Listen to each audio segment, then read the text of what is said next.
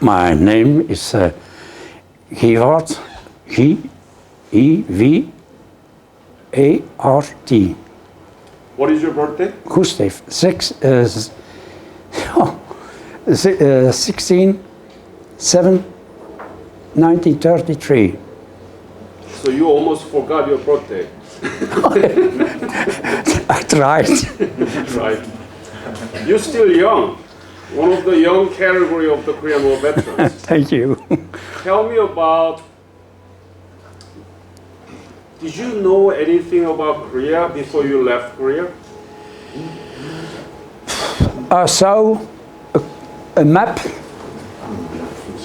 from the world with all the countries, and I saw Japan, 3 islands, and I saw a little bit of Korea. But that's all I know nothing about before, but I saw it on a map. So in the school, you never learned anything about Korea? No, never. Okay. Tell me about your family background briefly, your parents and your siblings. Well, at home, we have a factory, a printing factory. We are printers. And yeah, my father was a volunteer in the First War One.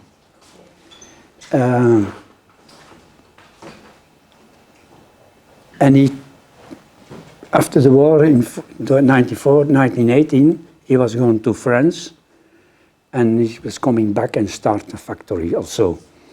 And I'm born with the machines.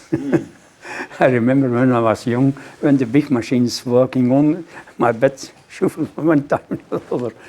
Yeah, okay, that was it. And the schools I was to the normal high schools, as you say. When did you graduate? Pardon? Wanneer ben je afgestudeerd? When did you graduate? Well, wacht even. Dat was 50, no, 40, no, 9, yeah, 40, 48, 49. Okay. Did you know that? So you said that your family was in printing business. Yes. And did you know that Korea was the first country that invented and used the iron movable type? Do you know about that? No, I think it was the Germans, but maybe I'm wrong. Yeah, you're talking about Gutenberg. Gutenberg, right? that's right. 200 years before Gutenberg invented his movable type, Korea invented it. In wood. What is it? The lettering was in wood. Dus het waren houten tekens. It was wooden. No, it was iron. Iron. Yeah. Well, I didn't know it. It's called. First time I heard about it. See, it's called Jikji Shimgyong, and it was invented long before Gutenberg. Oh. So Well, that's why Korea is strong in digital technology. yes, sure. Sure. So, Pardon. when did you join the military? No, before. Yes, I joined the army for my normal service in 51. And it is there I heard for the first time from the war in Korea. And before I've reading much, and I read some books about transfuges from Russia, yes. And I never forget Kravchenko, I chose the liberty, and I never forgot it. And when I heard that North Korea was falling in South Korea, I remember the wartime we have living at home. Because at home we have doing on resistance. And the Gestapo is coming 2 times at home they fight nothing because we are warning before. But you may believe we are not so not so proud. And I was noch a young boy. And when I heard the war in Korea, I was going to my colonel. No, he asked me because he heard about I want to go to Korea. And my colonel says, my guy, don't do it. Don't do it. You don't know what means war. This is terrible thing. I say, no. I signed and I have to go. I say, I have a good job for you over here if you stay. I'm going. For the first because I signed and because I think we have to go help. With your permission, I heard a few times ago our president from the veterans, Belgian veterans, saying that we are a very strange people and that we are, much of all, have been adventurers. And that gave me a shock. Maybe, like everywhere, you got some, maybe, but you get also other people in thinking other ways. That was only what I want to say. You can go with a mind, and you can go as adventure. Well, I go with the mind. And then, yeah, I've been to Amsterdam to try to become commando. But then we take the plane and go all around the world. First to Japan, first after different places in Europe and Asia. Then we go to Japan, and then from Japan we go with the boat to Busan. When did you arrive in Busan? On February 53. Yeah, in the winter. Must be cold. Oh, yo. You may believe me. It can be cold in Korea. Yeah. And then we go with the bus to Seoul. 2 days. So you were in Seoul 2 days? 2 days, yes. Tell me about the Seoul you saw in 1953. Oh. Only the one thing I say in Seoul, it was staying, it was the gate, the old gate. All the rest was flat. Yep. Nothing virtually standing there? Oh, only a few, and very, very destroyed, No windows, no doors, nothing. Okay, but... How about people? Did you see any Korean people there in Seoul? No, in Seoul, no. Yes, the people I see, they was serving to chop, eat. He's working already for the American Army, and they served this dinners and yeah. So when you saw those total destruction, what were you thinking in your mind? Well, I make the comparison with Germany in 40-45. It was just the same. And from Seoul, where did you go? There were some die take ons again in a truck. It was no more a bus, it was a truck, a GMC, open. And we have always the Belgian equipment. You go in Korea and it was snowing and freezing. We have very, very, very cold.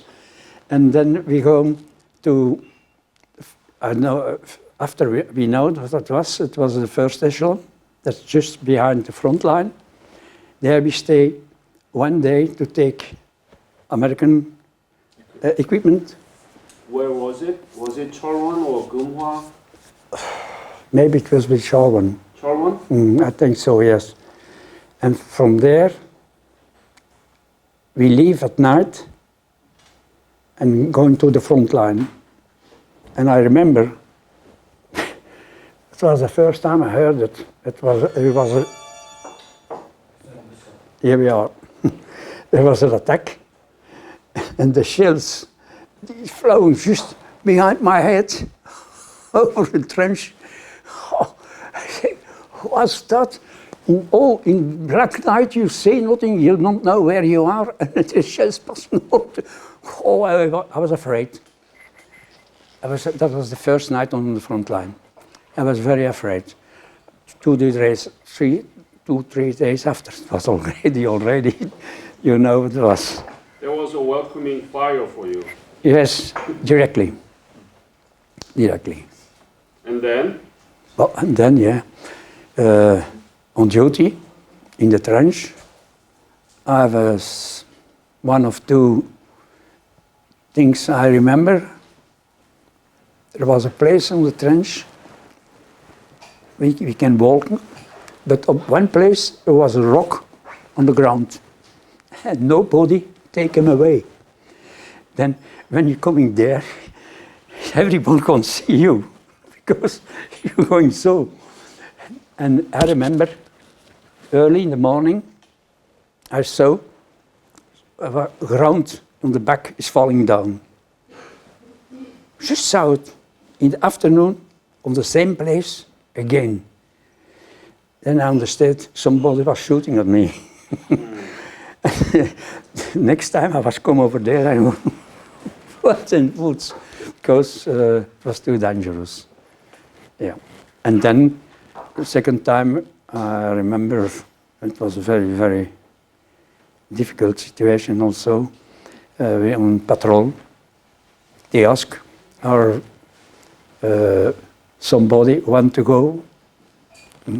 They asked for volunteers. Yeah, volunteer. When you're on the army, you get so much volunteers. You say, okay, we go. And I was going to several times, but one time it was very, very, very bad because we met. I don't know if it was North Koreans or Chinese, and yeah, at night, and they were shooting all around, and at one moment, I turned around. I was the third man on the patrol, and I turned around, and I see nobody against me. Everybody was gone. I was alone. Yeah. After we have wounded some Koreans, North Koreans or Chinese, I don't know. But we're going back to the same place. But when we're coming up to go on listening post, zoals we that called, on the way, on the trip, there was a mortar shell that was not exploded. And the first man say, attention, mortar shell not exploded. And everybody walked over brilliantly. And okay, when we're going back to the company, he says, attention, mortar bomb not exploded. And the guy after me says, don't worry, I put him away. When he heard it was not a mortar bomb on the ground and it was not exploded, he had just taken it and put it away from the way. A wind was enough to explode him. So that's what I remember, one of the things. And then the third thing was, and there, I heard today that my friend here before, he was on the same place as I was. He was talking about on the bunker was an American tank, and I see the officer on the tank twice a day come looking with the bicycles. No, not the bicycles. Thank you. And you say something, then boom, boom, boom, 3 times, and then he going back after the mountain. And one day, he was coming back every day in the afternoon, and 3 shoots, and then he was gone. And I was in the trench, and we have just taken new clothes, clean clothes, and I was completely nude, and I heard, boom, a mortar shell on the corner from the bunker. And talk, boom, on the ground, wounded, spine, all. Yep, hospital. Eerst in a jeep, and then in a helicopter, and so to the first echelon hospital. And yeah, it was happened. I've been wounded twice. After being wounded twice, that was on Chatkol. And we've been wounded twice. One on my neck and my shoulders and my back. And second time a bat fell and feeling on my spine. And voilà, that was it in Korea. So you wounded twice? Twice.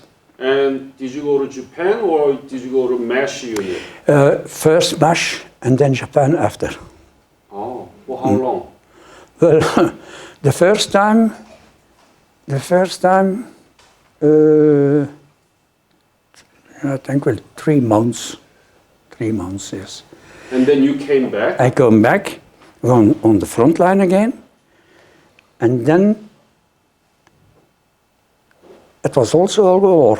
And then making a bad fall, and I was on MASH, terug Japan, back to Japan. And then when I was in Japan, and just when I was coming back to Korea, I heard it was.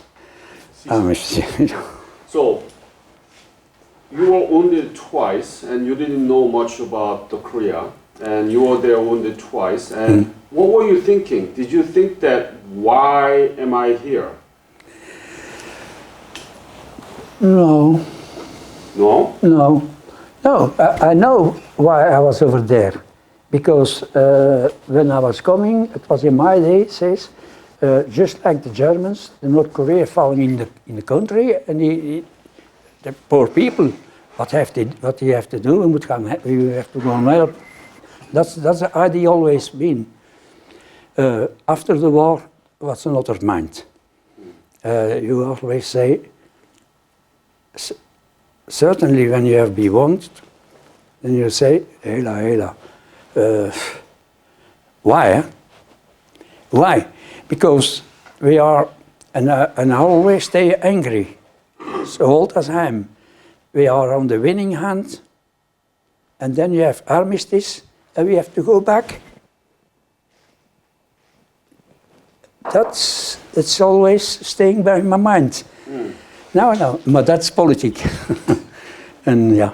You made a good point, because think about the war, any war that lasted more than 70 years after ceasefire, after official ceasefire. Do you know of any war in 20th century history that lasted more than 60 years after the official ceasefire?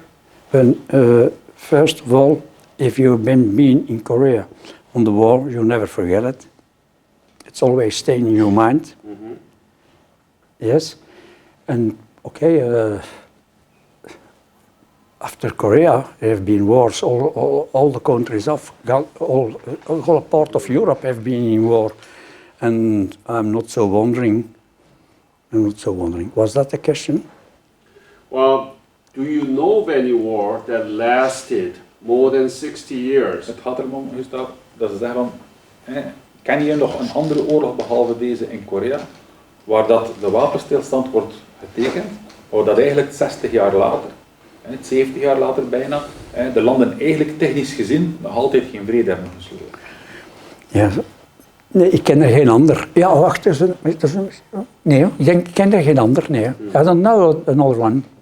No, it's, sure, it's difficult to understand it, but you are so closely. You are not so far away from each other. But yeah, okay. It was very difficult. Mm-hmm. Now the Korean government trying to end the war, replace the armistice with the peace treaty. What do you think about it? Maybe I'm a strange guy, but I have an idea about. It's a good thing. It's a good thing. Many people going have the occasion to see her together again. That's fantastic. But it depends what going to be the conclusion. And my personal idea about it is watch out. Watch out. When they're coming to you, they don't ask you if you are ready to receive them. No, you have to fight. And I don't know what's going to be happening now, but I don't trust them. That's all. Excuse. That's what history tells us, right? Yes. Have you been back to Korea recently? Yes, I've been going to Korea for the first time, for the second time, in 16, yeah. 2016. 2016, for the first time. I heard about it. Several of my companions have been several times over there, but for me it was the first time. And now I hope I can wait 3 years more to can go back, because it's like I heard about every 5 years. So you were invited by Ministry of Patriots and Veterans Affairs. Yes. Tell me about the Korea you saw in 2016 compared to the one that you knew in 1950. Yep. Well, I tell you, I saw Korea just like John have been after the war, and I never see movie or films of on the TV about Korea, and I coming back, and it was for me a miracle. I say, that's New York. You have been several times in New York.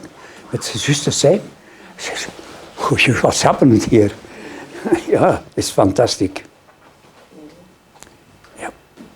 Then, why the Korean War has been known as Forgotten War? Why? You know? That's maybe a Belgian specialty. They know all, but they forget all.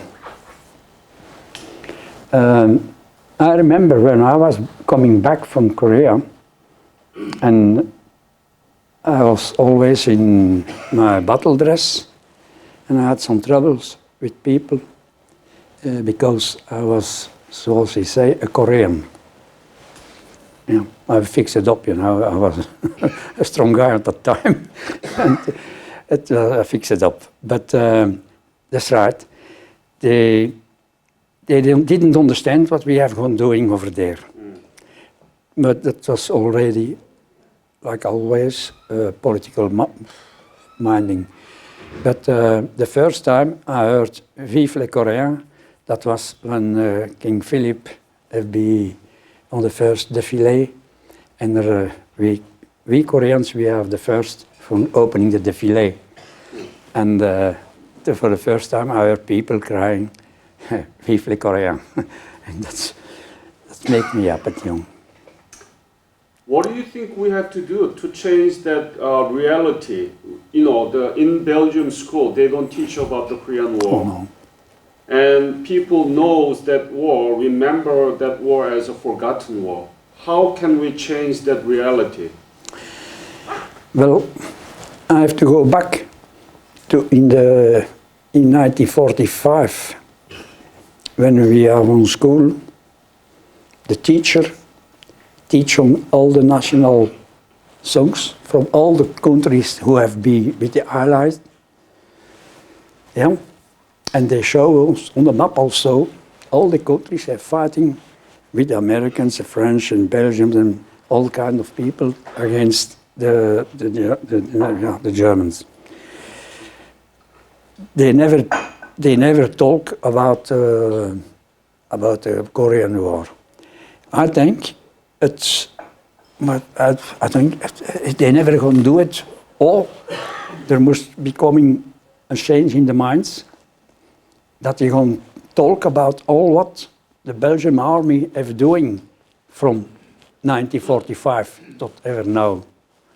Because we have some people, we send them in Africa, we send them to the Balkans. Nobody told something about it. No, I think there must be a tradition in Belgium. Now I heard the last time, yes, talking of the TV from the revolution 1830 when Belgium is be founded. That's I heard about, but that never became the Korean War. That's why my foundation is doing this, and then we are publishing books on the Korean War and modern Korea using these interviews. Okay? And that's what we want to do here in Belgium too. Would you support for that? Sure, absolutely. Okay. So I got your vote, okay? Yes, All right. you got it. If there is nothing other than, if there is any other story that you want to share, I want to ask this question. By 2020, we will commemorate 70th anniversary of the Korean War.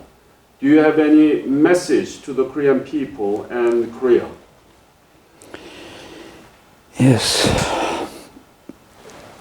Just to try to do what they're doing whatever now. They're doing very good.